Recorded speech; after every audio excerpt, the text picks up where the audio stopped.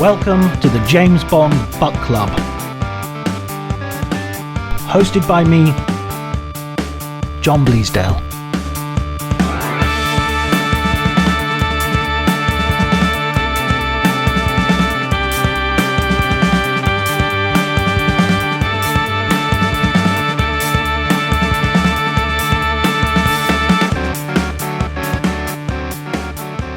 Hello everybody and welcome to the James Bond Book Club. My name is Bleasdale, John Bleasdale, and today I'm joined by Gwyne Jones, Philip Gwyne Jones. Have I got that? Should it be Jones, Gwyne Jones? No, wait a second.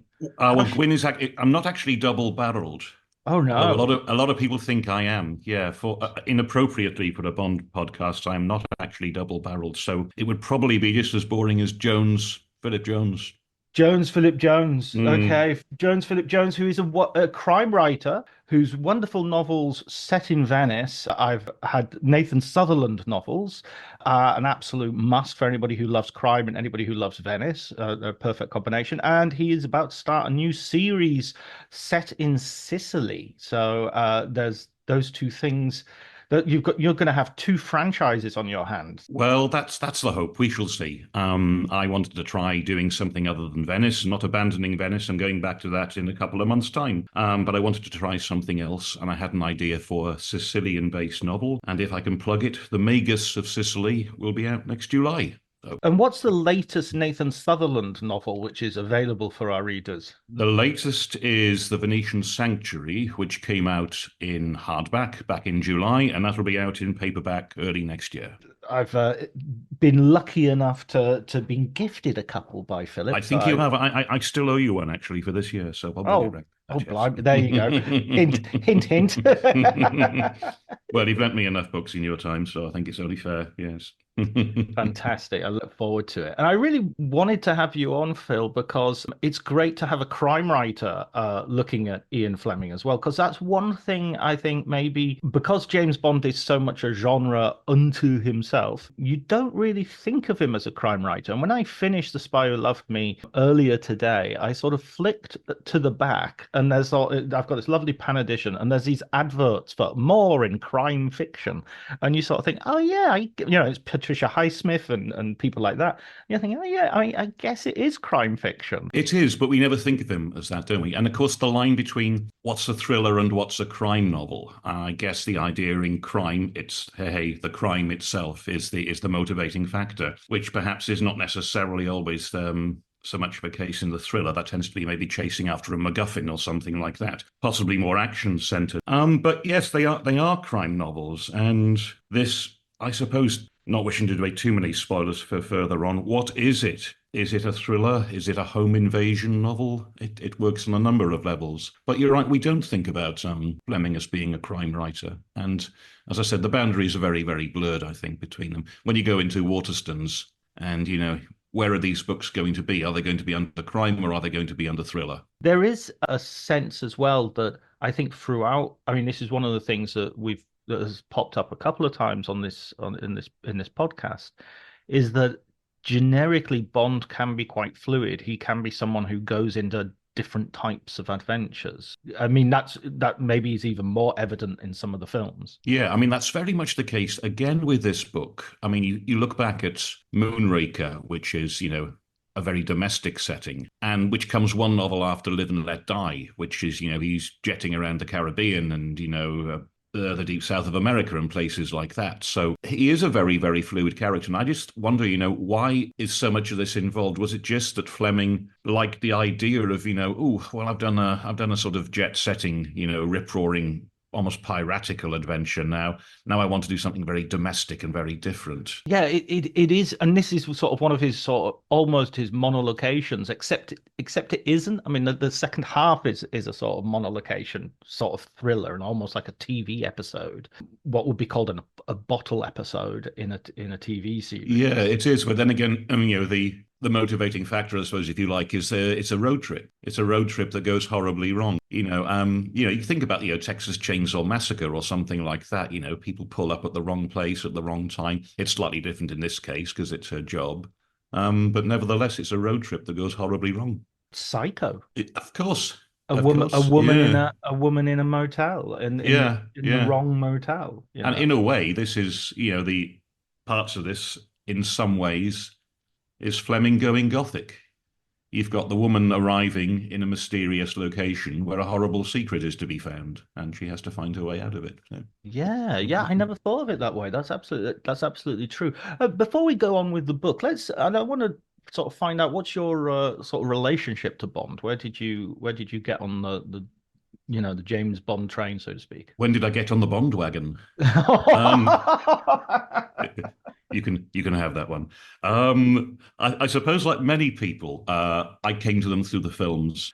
In fact, I think on Twitter the other day there was something about what was the first film you saw at the cinema, and mine was The Man with the Golden Gun, which for me seemed to go on forever. And then I started to see a few of them, and they would have been the Connery ones and the Lazenby one on telly. And I thought, oh, these are good. And then I remember I saved all my pocket money to buy one of these big collected editions of 6 Bond novels in this big chunky hardback. And I was too young for them. I didn't really get into them at the time. And when I went back to them a couple of years later, I started to really appreciate them because, like so many people, I was disappointed that there was no space action in Moonraker, for example.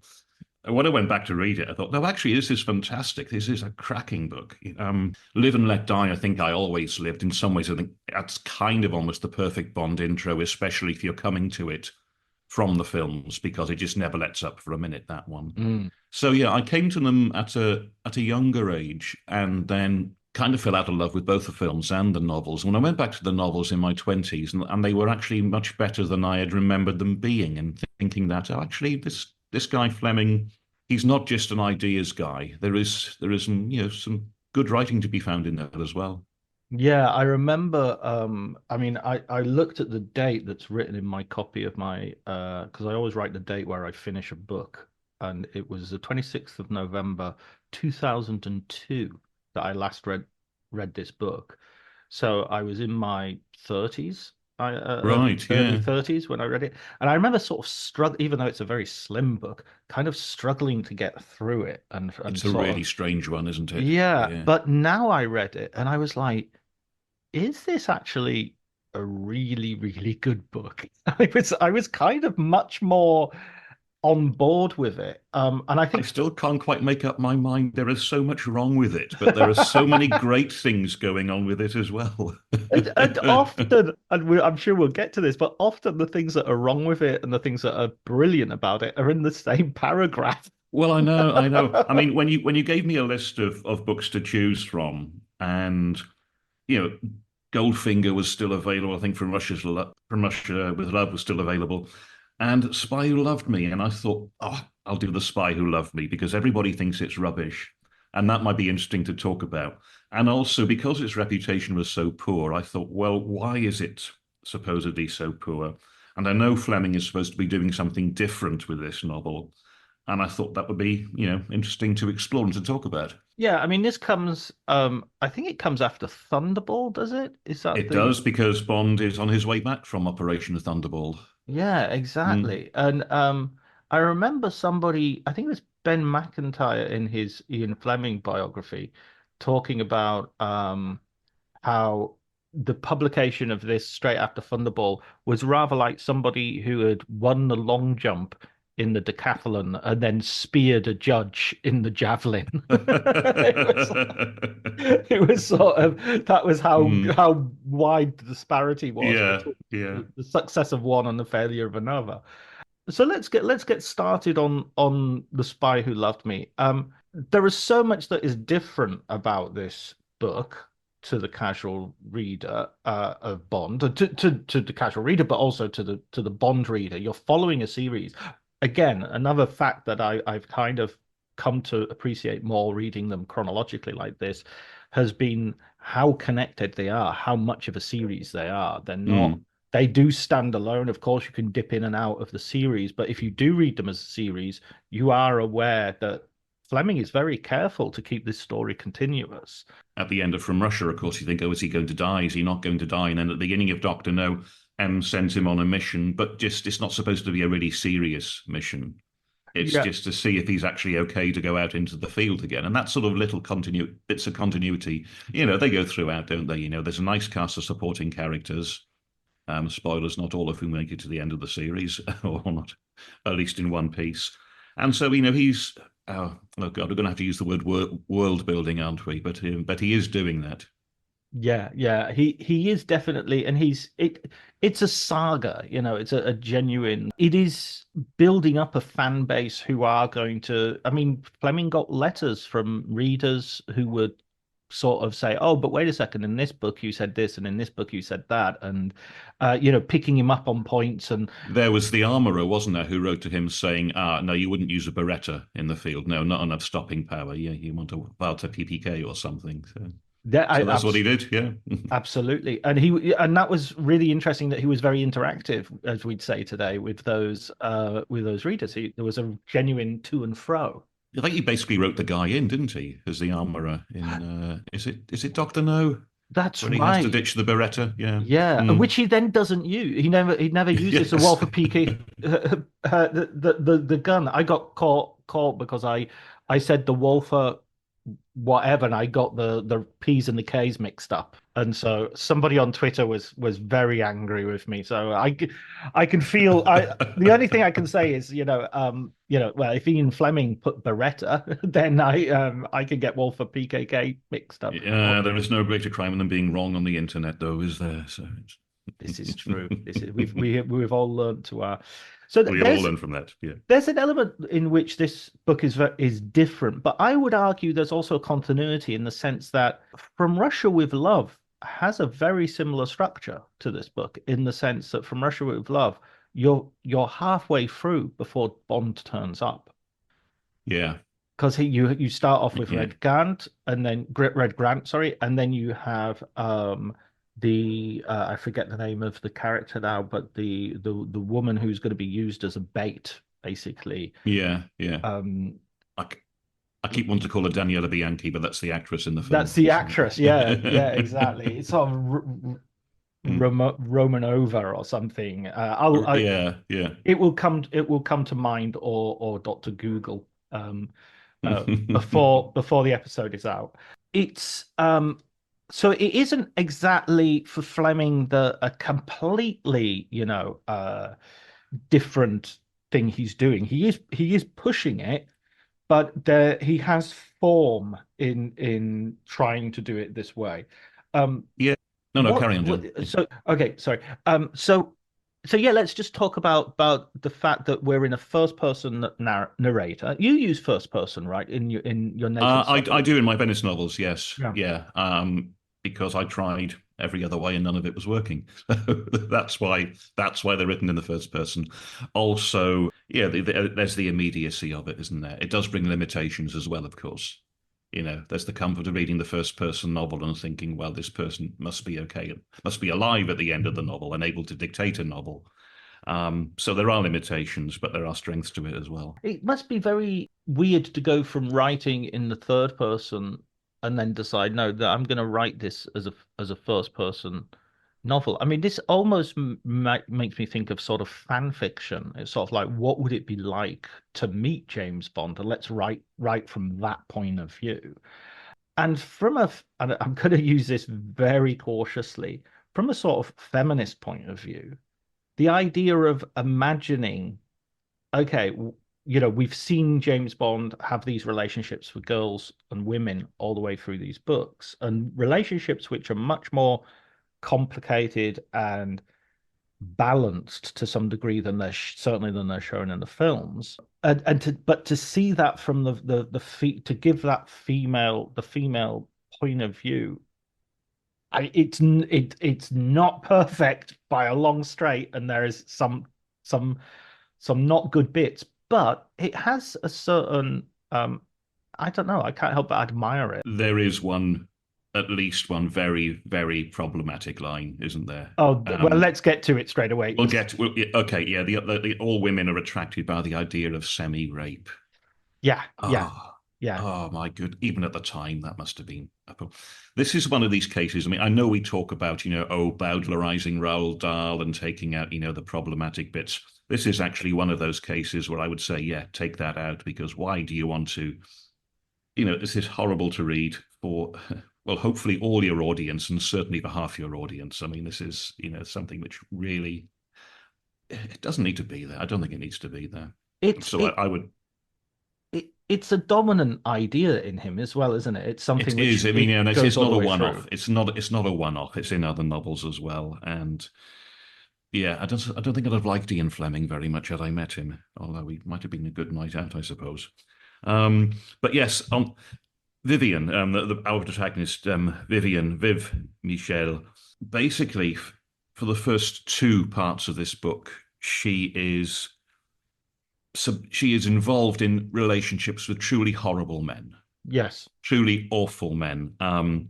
Two of whom have sex with her and treat her badly, two of whom want to rape her. Let's be honest about this. Mm. And then she meets Bond, who is the good man. I do wish rather Viv had a little more agency in this, in that did it have to be Bond as the knight in shining armor? Couldn't she have had Mm. more agency in resolving this herself?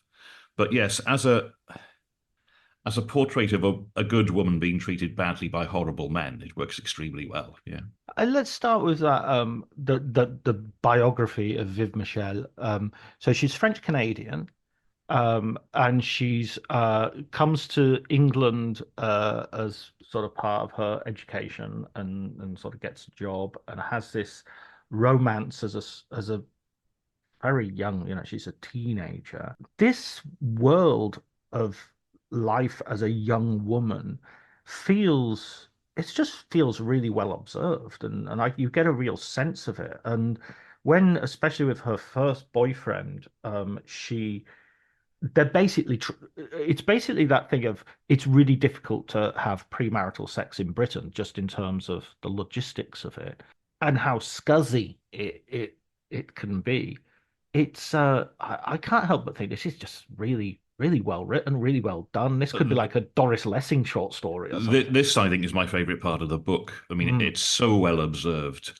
Oh, the odious Derek Malaby, who is obviously a member of the Bullingdon Club. He just mm. reeks of that sort of sense of entitlement, I think, in some ways. He's a weak character as well. He's entirely dependent on his parents and stuff like that.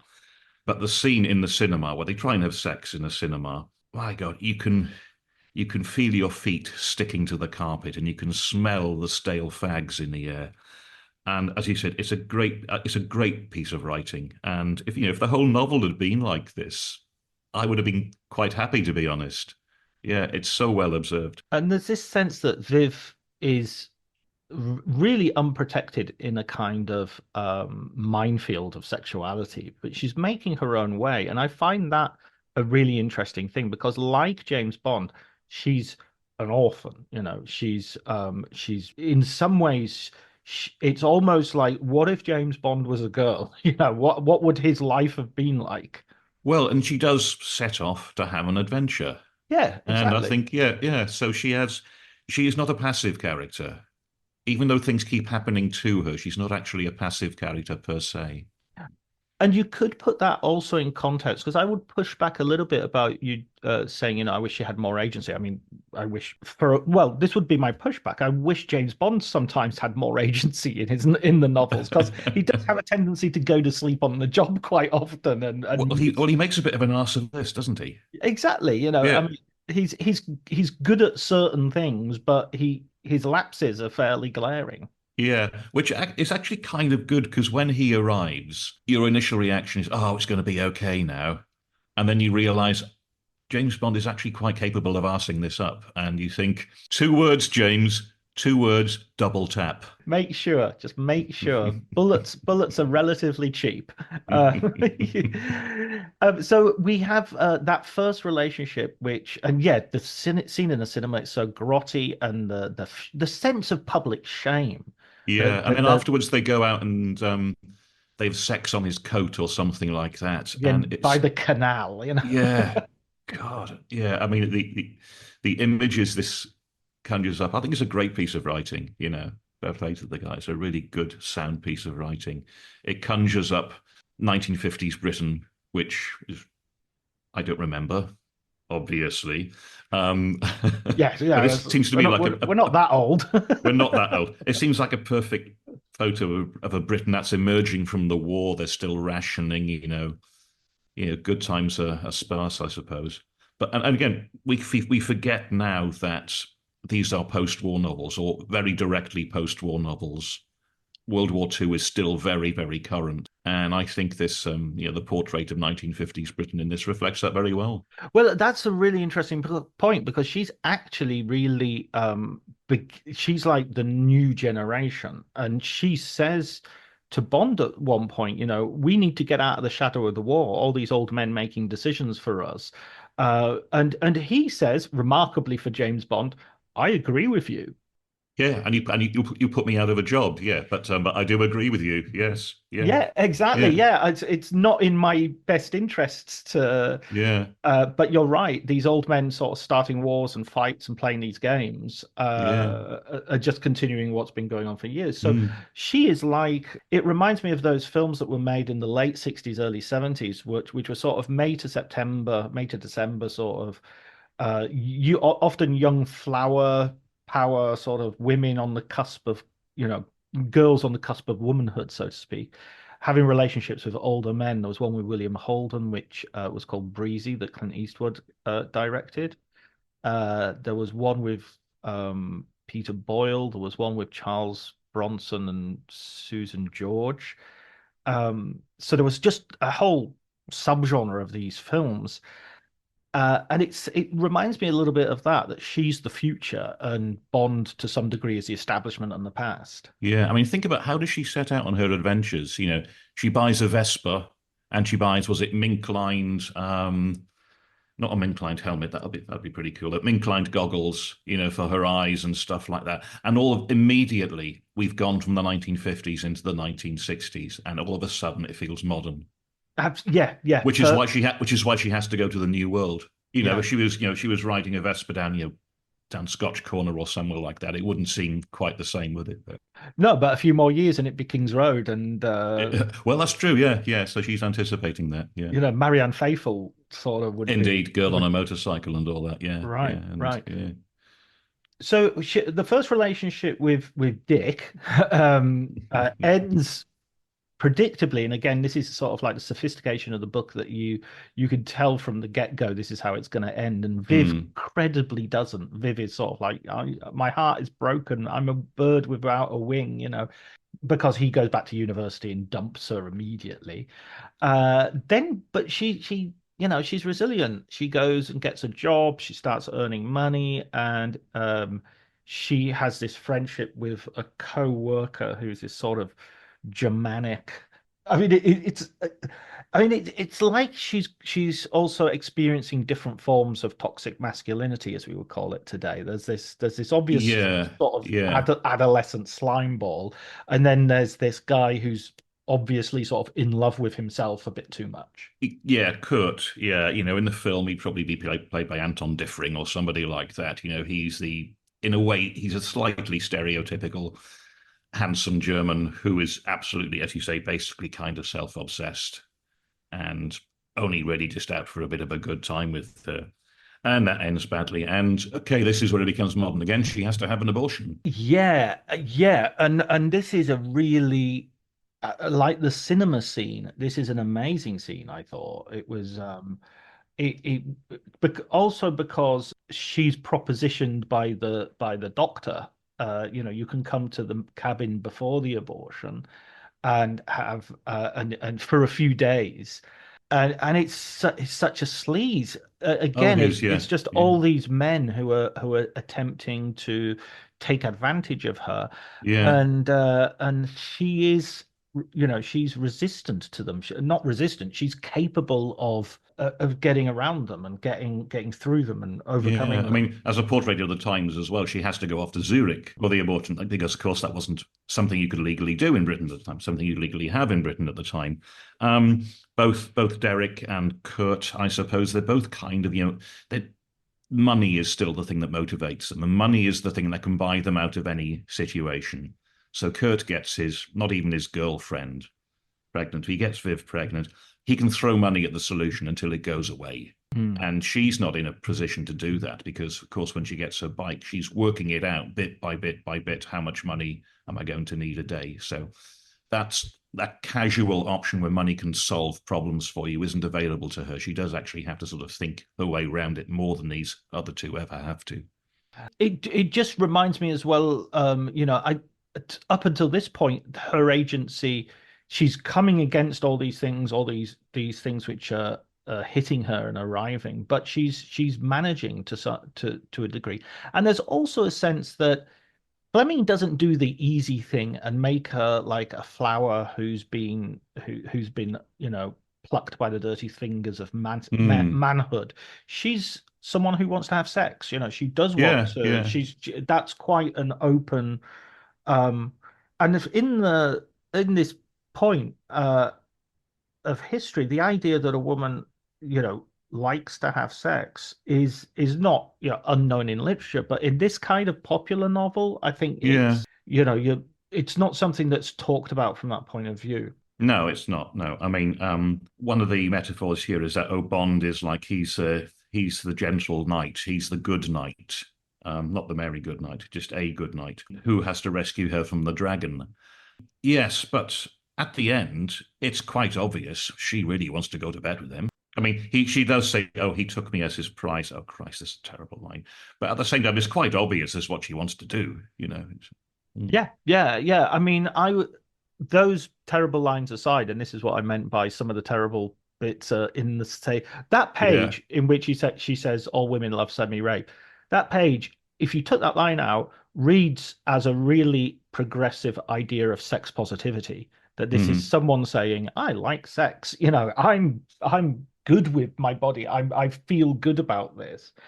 And then you get that line and you think, yeah, yeah, yeah, yeah, yeah. Yeah, it just yanks you out of it straight away. Oh my goodness me. So with Kurt having, with her abandoning Kurt and she's feels that she's on her own again and she feels wounded and she says, my other wing has been that's okay. You Mm. can drop the bird metaphor now, I feel. We've Ian, we've got that. Yeah. Yeah, we don't have any more wings left in at this point.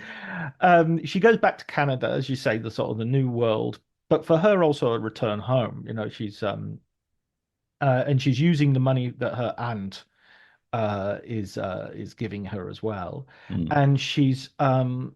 and she's doing this thing of sort of going around Canada on her Vespa and stopping and doing odd jobs, and this would be like what in my day would have been like Euro traveling, Like the doing interrail thing, yeah. yeah, Yeah, exactly, yeah. Euro railing and sort of finding herself to some degree.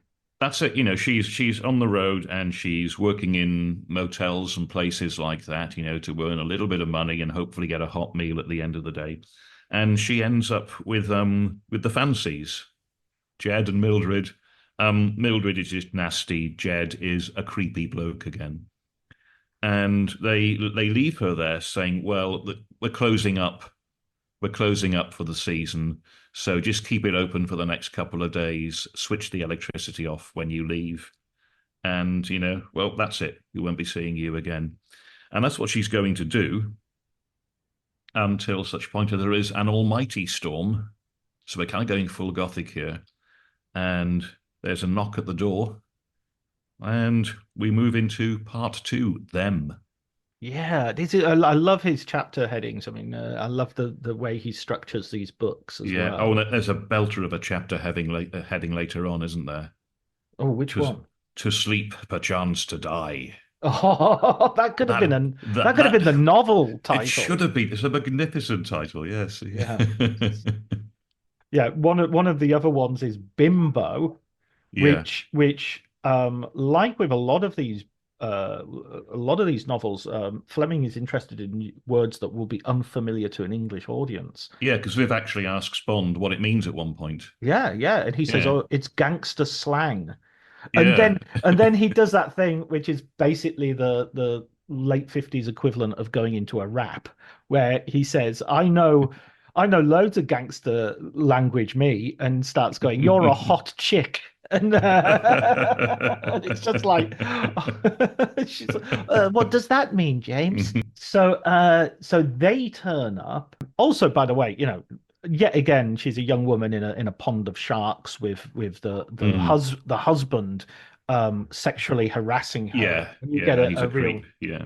a real sense of nastiness. I mean, it all goes against this whole idea that women like rape. It's like, it's no, there's women do not like to be sexually harassed. You know this, Ian. What are you doing? Yeah, yeah. It's this. I mean, Jed is obviously a very, very sad little man, leading Yeah. a very sad, grey little life. And he just thinks, well, okay, I'm a sad little man with a sad, grey little life, but I've still got a little bit more power than you. So if I want to try and get a bit gropey at times, I'm still your boss, so I can still do that. He's Al Fayed, but with no money, I suppose. But it's Oh, topical reference. you, That's you might have to cut that no, out. I'm gonna put it out there. Allegedly. Yeah, Mm. allegedly. Come and sue. I dare you. Mm. I dare you. So let's go on to them. The gangsters arrive. These two, you can feel Fleming sharpening his pencil or doing Yeah, whatever he does when he gets something he really likes to. yeah, you can. We've got Slugsy Morant and Sol Horowitz. Even from the names, these are not Hugo Draxes. These are not Auric Goldfingers. These are just punks, Mm, basically. This is actually, oh, the only point of reference that with the film mm. is that horror has steel teeth. There you go. That is the only connection with the film. Yes, and Excellent, I excellent. don't, and I don't even know if that was a conscious decision or not on behalf of the filmmakers, or whether they just thought it looked cool. Yeah, could have been an accident, but Yeah. yeah, it is an interesting thing. Somebody else turns up with metal teeth later on in the books. It's Tiger Tanaka has Oh, golden right. has Yeah. golden teeth, but I'm not sure. In that case, I think it's more of a sort of travelogue observation that Mm. Japanese men of a certain generation like to cap their teeth with gold. Right. Yeah. But here it seems to be a genuine sort of part of his villainy. Yeah. Yeah. I mean, they're very low rent villains.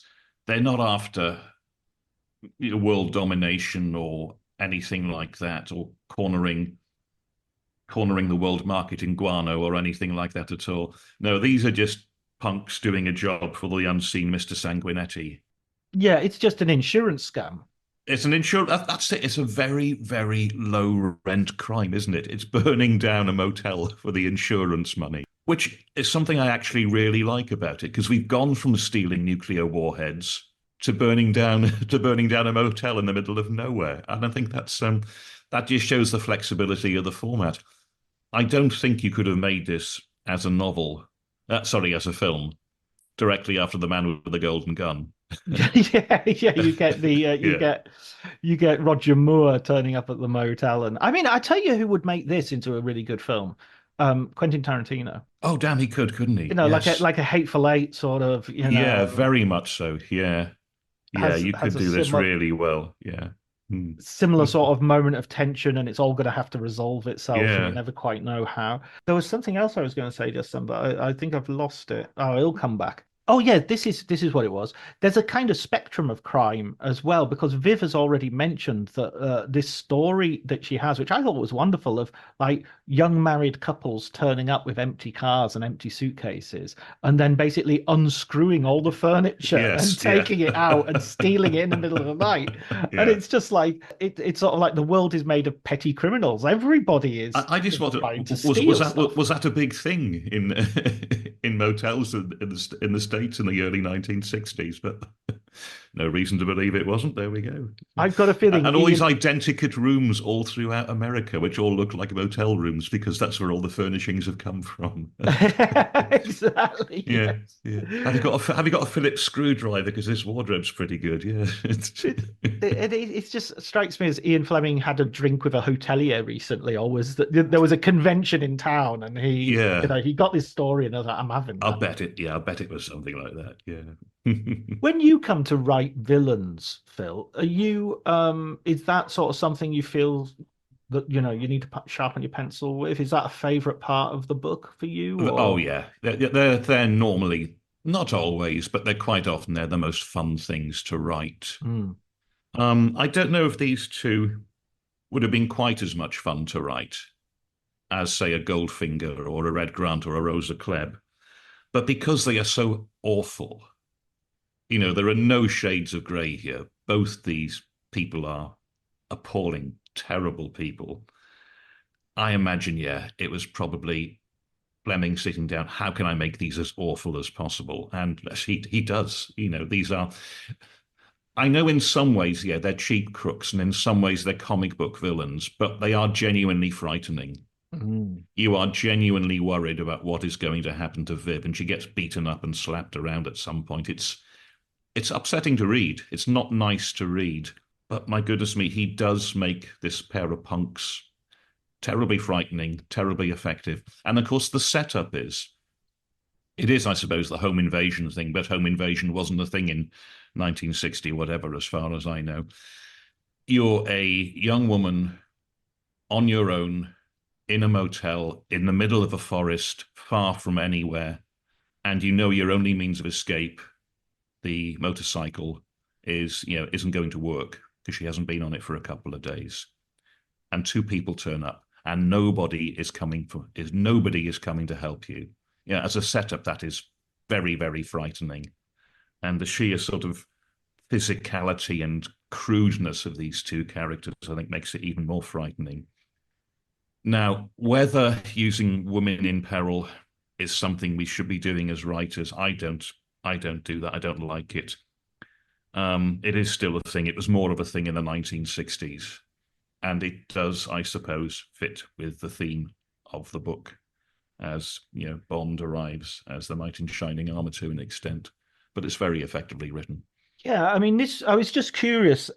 This book was written in 1961, so Hmm. it is a year after Psycho has come out, and Psycho is kind of a woman in peril, Oh, oh, absolutely. Yeah, as that's well what as it being is. many other things. Tatiana Romanov, by the way, was the That's her. There name. we go. There Uh, we go. My just apologies, Tatiana. Yes, you were not yeah, the French yeah. actress I thought you were. Daniela Bianchi was, of course, the actress who played her in the film with the black ribbon.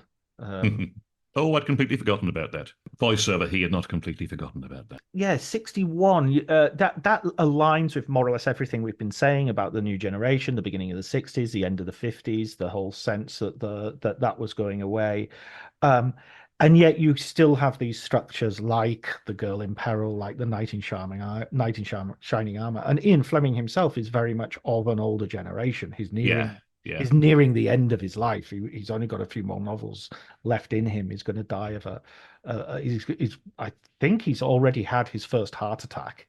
So, and his doctor has said in a way that doctors wouldn't say today, um, you're not going to die an old man. yeah, yeah. You've got a few years left. Well, he was a 60-a-day man or something like that, wasn't he? And yeah, amongst many other things. Yeah, and I think a lot of the time he perhaps turned a blind eye to it and sort of. I mean, I think there's a quote of him saying, "I'd rather live or out my years to the full, like Mm, in terms of life, yeah, lived experience, rather than extend them, but live a boring way." right. There's a sense that he's definitely sort of on he's not going to be in the future. So, and to me, that makes this book fascinating as well, because you've really got Viv as that future, and the agency that she does show. Again, I'm pushing back a little bit on that. Is that there's always with these home invasion moments, there's always that what if, what would you do in this situation? And you're sort of thinking, well, why don't you run outside? So she does run outside, and Yeah, yeah, there must be stuff in the kitchen you can throw at them, and she does yeah. throw the stuff at them, Mm, and so she does all those things, and we find out why those things aren't going to work, why those things are mm. potentially going to get her beaten up and killed, because they almost do. Yeah, I mean, my point was perhaps more that after having been treated horribly by horrible men throughout the book, what's the solution? Oh, it's a non-horrible bloke. It's the solution to a bad man with a gun is a good man with a gun. Well, yes, yeah. Who'll be turning up anytime right now, I'm sure. Yeah. Yes. The Any other day now. Mm. the other thing I loved what you said about the gothic element of the book. The other thing I like about that is that she sort of gets electrocuted as well. So there's this almost Frankenstein moment. She does, when it's the lightning sort of hits the sign or something like that, and that sort of kind of knocks her out as well. So, which is actually better than just having her faint dead away. Yeah, Mm. actually have yes, it's a flipping great bolt of lightning hitting Yeah, the electrics. Yeah. she gets knocked to the Mm. other side of the room and sort of Yeah, yeah. comes to later.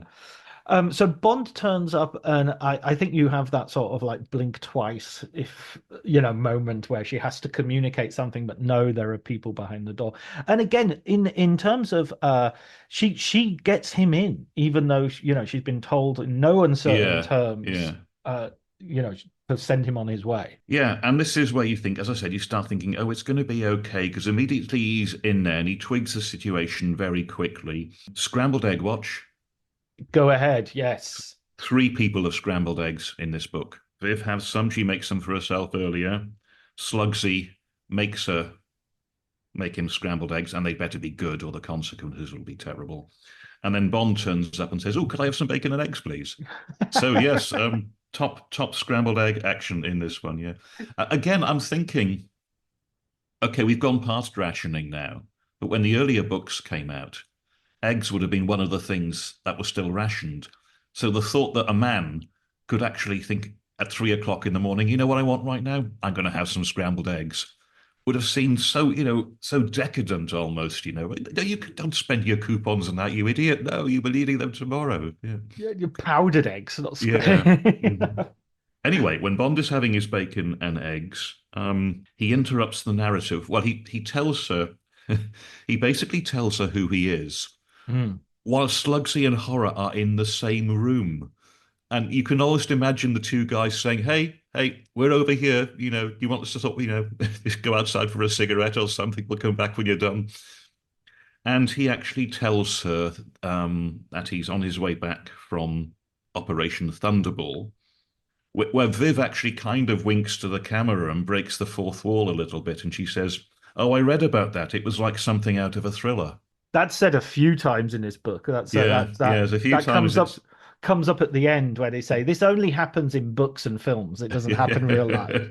yeah. So while he's having his bacon and eggs, and he tells her that he's come back from the Thunderball operation and that he's basically a secret agent. He tells her about Spectre. He is the Yeah, worst secret agent ever. in the world. And there are two villains in the room with him. He tells them about Spectre. Do you think he's Uh, just psyching them out? And uh, and after I killed them, you know? I did wonder if he's doing that because he's been on this adventure with the Mounties. Obviously, Bond likes Canadians, and it seems as if Fleming likes Canadians very much as well. Scrambled eggs, Canadians, and Jack Kennedy are the three The things. three things that Bond likes, yes. Ever since Kennedy put From Russia with Love on his reading list, I think Kennedy gets name checked in every novel after Is that. that right? Yeah. So well, actually, maybe he is trying to psych them out because otherwise he's name dropping Spectre. He's name dropping, names of senior Canadian policemen and military operatives and things like that. But as he said, he says, and then I shot him, and then I shot him. So maybe it is to psych them out, or maybe he's just a terrible secret agent. I had the feeling that they were kind of in the kitchen area, and he was looking at them in the mirror, and they were just having like a under their breath conversation. Well, there is that, I suppose. That was sort of Nevertheless, I can imagine him going back to M and M saying, "So you told these guys about Spectre? Yeah, well, they were having a chat in the corner, so I yeah. didn't think they'd pick up on anything. So yeah, Or I knew I was going to have to kill them, well, so yes, they weren't going to talk to anyone after tonight.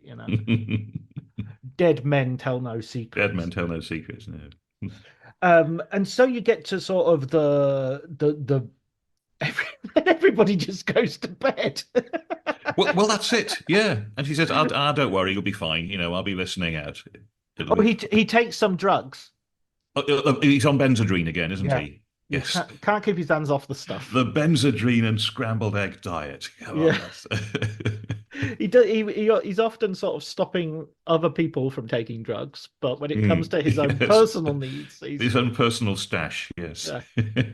So he gets the. So they all go to bed and expecting an imminent attack. And Bond comes into his own. You know, he's. I love his use of the old pillows, making a body in the bed. Pillows make a body, yeah, yeah. Yeah, but he does it really well because he uses pine needles for hair. Oh, yes, yes. I'd forgotten about that. Yes, you're right, he does. Maybe unnecessary detail. Maybe It's maybe he's like nobody's going. Wait a minute, there's no hair on that head. Think about, I thought this guy was bald. No, he can't be. A magnificent mane of hair when I saw it. And you get some terrific action here. I think that Yeah, there's it's nicely done, isn't it? It's very atmospheric. He uses the isolation of the setting very well. He uses the night very well. And yes, we think he has done away with Slugsy and horror, and or has he? Yeah, yeah, and this is like something that's going to come back again and again in the films of the, I mean, to the point of cliche that the person you thought Oh, it was does. dead, Yeah, or the henchman that you forgot about, who you thought he'd dispatched, is still alive. Bleeding from one ear, but still very much alive. yeah.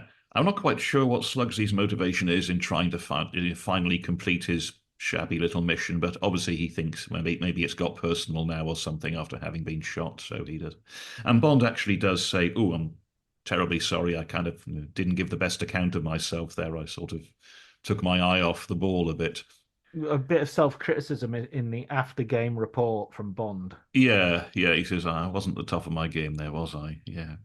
But this comes after one of my favorite bits of the entire book, which is when they have a shower together, and there's an incredible amount of concentration on Camay soap. This is on my list of Bond facts, yes. It's another bloody thing he's good at, isn't it? It's another bloody thing he knows about. Never mind Sherlock Holmes and his 150 different types of tobacco. No, Bond is upping the game in this one. There is a real degree of Jeremy Clarkson to Bond, isn't there? There, sort of like he has an opinion about everything. Yes. Is there anything that you could just, do you like, any opinions on white or brown sugar, Bond? Oh yeah, absolutely. There's this Jamaican I know sugar. this supplier in Jamaica, yes, Yeah. who sends me over a packet every month, yes. Like his cigarettes, of course. And his cigarette lighter. Yeah. Oh yeah, oh yeah, yeah. I noticed the Ronson gets mentioned, doesn't it? Yes, the Yeah, I mean, gunmetal Ronson. Yeah, she mentions it. She says, "Oh, he likes with a yeah, Ronson, eh?" yeah.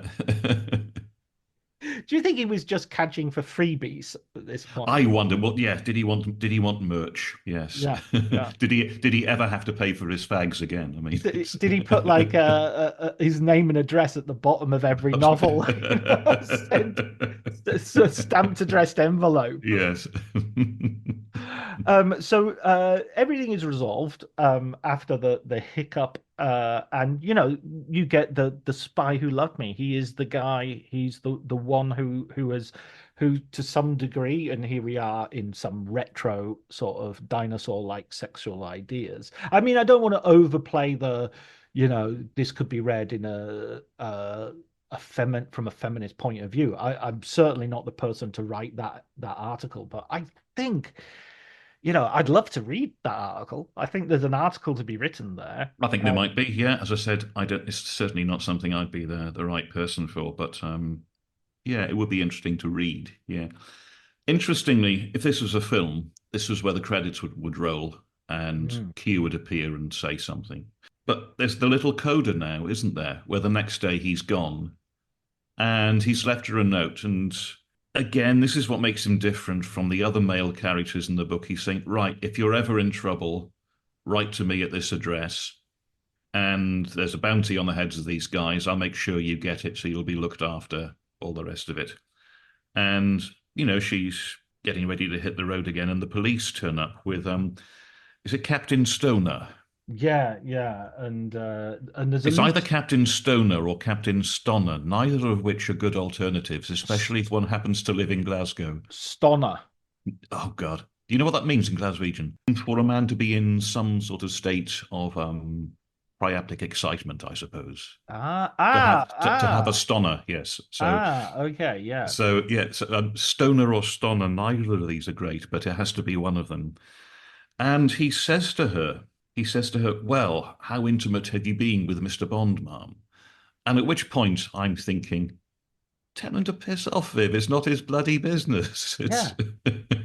But he has a sort of paternal thing. He says, if you were my daughter, I would say this, and off the record, don't.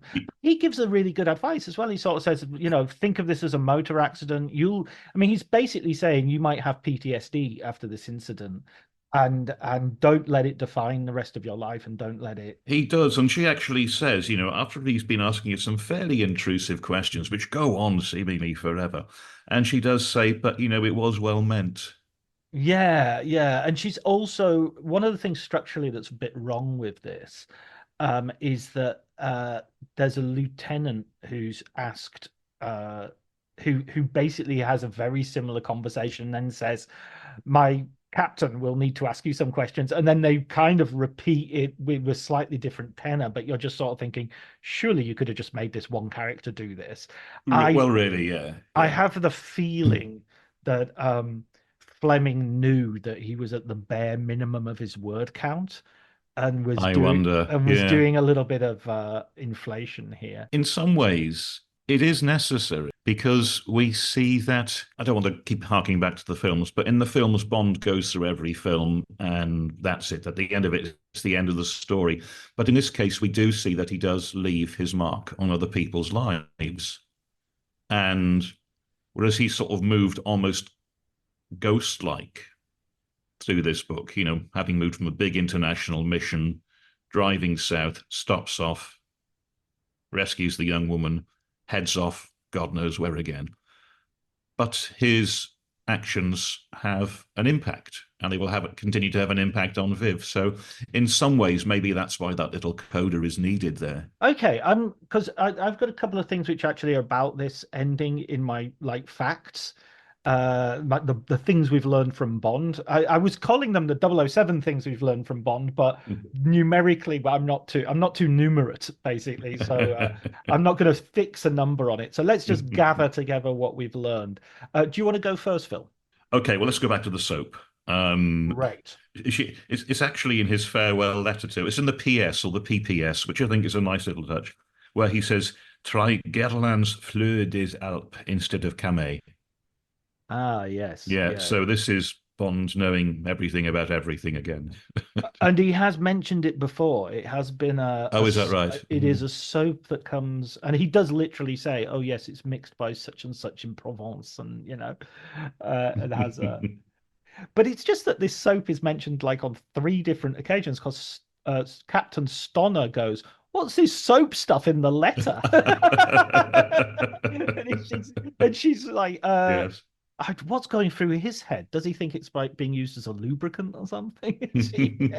You dirty old man, Captain Stonner. Maybe that name is not accidental. Now we think about. Now I'm Well, thinking. it's spelt slightly differently. I think the Scottish version would be Stoner,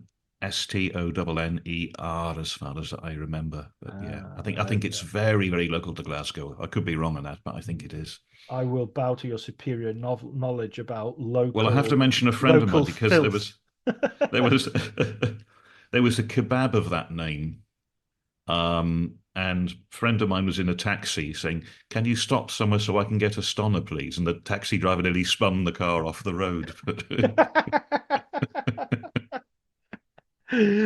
Brilliant. No, what you You can cut all learn this out, it's No, what you fine. learn in our podcast, this is invaluable information for our listeners. Okay, something I wanted to mention about the end, and this is why I sort of cut short a little bit our end conversation because I didn't want to lose one of my points, was that I think the lieutenant as well, the young guy who gives the first thing, is almost as if he's being offered as a potential ending for Viv. What if this guy is the handsome young guy who she can respect and who is available Yeah, who and isn't a Bond, basically? who Yes, is it? who's He's halfway between. He's a yeah, man of yeah, action, but he's not. But he's settled down in one place, and this is what Viv needs. You yeah. can, and she doesn't take it. And I wanted to also, this might be a separate point, but also point out her driving her away on her Vespa, and I love the way he details that the back wheel spun in the air by design because of course it's sort of up on its stand, and then Yeah, she kicks it forward and it hits the yeah. ground and sets off. But it's like he's describing how a Vespa It works, just in works, case you yes. haven't seen it. Um, and she heads off down the road, and she sort of risks turning around and giving a wave of her hand. And it's such a, she's just had a terrible night. It's such a sign of her defiant womanhood and her independence, and You, she's you not know gonna. what? I would really have liked to have seen more adventures with Viv on her road trip. Yeah, yeah, I could very happily have read another novel about her. yeah. Yeah, Viv and her and her Vespa. Vespa. On the subject of the Vespa, there's something here about she says that the acceleration is up to 50 in 20 seconds, which would challenge the average American sedan. And all I could think of was, yeah, I had a car like that once. But, Nowadays, it challenged the average lawnmower. yeah. Yeah, yeah. No, the Vespa is a great touch, and I love how it's used Mm. at the end. Okay, if you got another point for us, Phil. We've done scrambled eggs. We've done chapter headings. Any other great chapter headings? Oh, good point. Yeah, let's have a look. We've oh, there's bedtime story is one, isn't it? Where he recounts the where he tells Slugsy and Horror all about Spectre. Yeah, yeah. Oh, I've got one here. Dynamite from Nightmare Land. Yeah, oh, cracking. That's a great one. That's That's a that's great. That's got sort of that's got a Mondadori Giallo sort of title about it, hasn't it? It's absolutely. the cheap paperback title. That's tremendous. Yeah, Oh, even this one, Dear Dead Days. yeah. Scaredy Cat. They're great. Yeah, that's absolute Dynamite from Nightmare Land is like. And again, I admire him for coming up with stuff like this because the temptation is I don't do that. I just go chapter. But then again, there's probably about 50 chapters in my books, and I don't want to have to think of a cracking chapter title for each one. So And if you do a few good ones, that you can't let the you side can't, down. you can't let the side down. You can't just have, January 17th, 5 p.m. or something. No, you've got to have a killer strapline there, haven't you? I wanted also to point. This is another point that I was thinking of while I was reading it. That this is a little bit of Rosencrantz and Guildenstern are dead, mixed with Austin Powers. That you're Mm. seeing things from the attendant lord's point of view rather than the main Oh, character's yeah. point of view. And this was done so well in Austin Powers when uh, you had like a nameless accomplice of Dr. Evil dying, just one of the workers of the factory, not Mm. a henchman or anything, and or one of his security team or whatever. And it's and then it's cuts back to the family home, and they're putting up happy birthday dad and lighting the candles on his cake and go, Yes. hurry up kids, daddy's gonna be home from work soon. And then the phone rings with the terrible news. And it reminded me of that because, like, especially in that end scene, yeah, we don't see what happens when Bond leaves and everyone has to clean up, literally, No. oh, jeez, who did what? What was this? And nobody seems particularly bothered that he left the scene of a crime. No, no. It's kind of like, I'll ring this bloke, he'll tell you it's okay. Yeah, yeah, This guy will sort it out, yeah. Because even Captain Stonner, even he knows that he's a Commander Bond. yeah, I think he yeah, refers to him as Commander Bond at some point, so he's allowed to do these things. He yeah, can yeah. just he can just set fire to hotels and leave a trail of corpses there, and I'm on.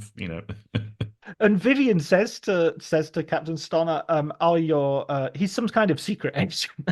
Just Yes. like, yeah, and again, a shit one. It has to be said. Somebody who could be readily identified anywhere Yes. he goes as a secret agent isn't a good secret agent, in my Well, opinion. that bit in Diamonds Are Forever in the film, where Mm. Jill St. John says, "Oh my God, you just killed James Bond." Actually, after reading some of these, you'd think, "Yeah, sure, everybody knows who this guy is." Well, in Goldfinger, the not Goldfinger, is it Goldfinger? Yes, I think it's Goldfinger. He's recognized in an airport lounge Oh yes, by yeah. the guy from Casino Royale, by one of the his fellow gamblers in Casino Royale, who says, "Oh, you're that secret agent guy we played cards with once." They hadn't exchanged two words, and No.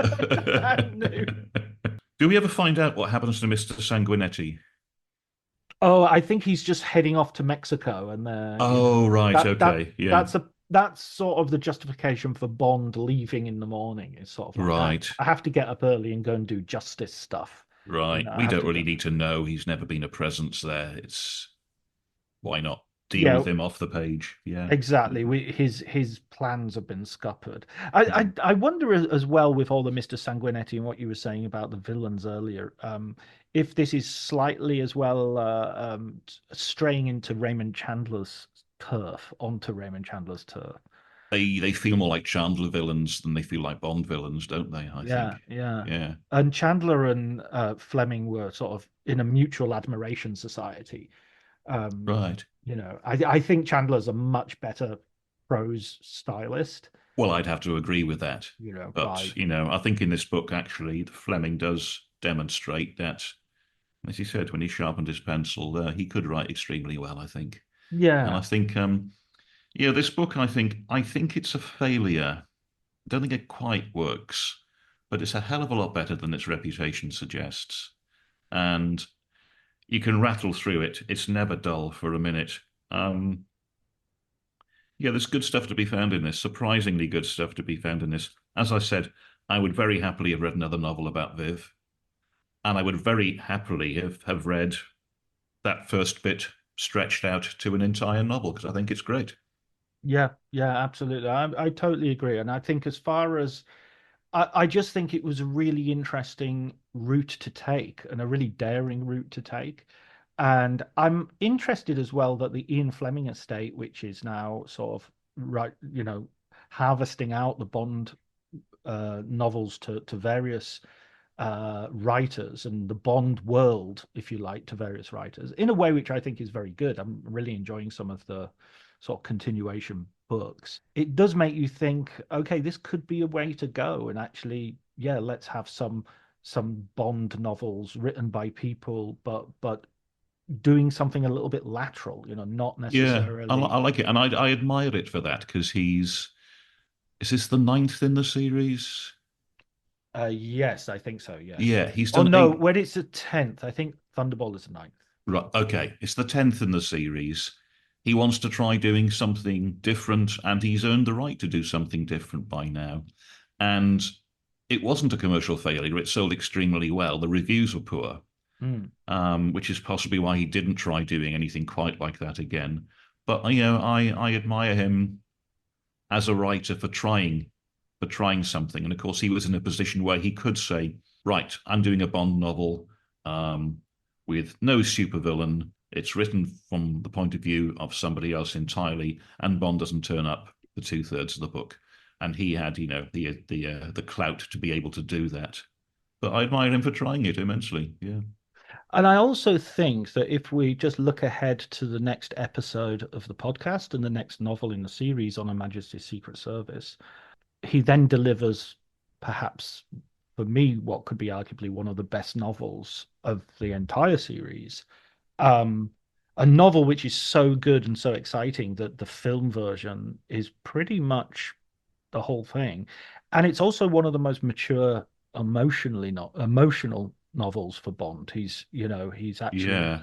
He actually gets married Yeah. famously Oh, in and of course, the captain's advice at the end of this, you mm. know, don't get involved with people like this because it never ends well. And what happens at the end of the next novel? Brilliant. Well, listen, Phil, I've absolutely had a whale of a time reading this book. I totally agree with you in terms of it deserves to be looked at again. And I really love to see this written about from a feminist point of view. I think this is would be a very fruitful, rich field of study. Thank you. Let's plug your next book or the book that's out at the moment. The book at the moment, The Venetian Sanctuary, is available by Philip Gwyne Jones, and not double-barreled, Mm. unfortunately, as we said earlier. And next July, there will be Magus of Sicily, also in hardback. So we're going to try and alternate, I hope, Venice-based novels with Sicilian-based novels, and we'll see what happens there. But, will this be my OHMSS? Or will it be My Spy Who Loved Me? That remains to be seen. And we'll have to do a podcast series on your We will. Nathan Sutherland books. Brilliant. Thanks so much, Phil. It's been a joy It's been talking an to you. absolute pleasure, John. It's been great.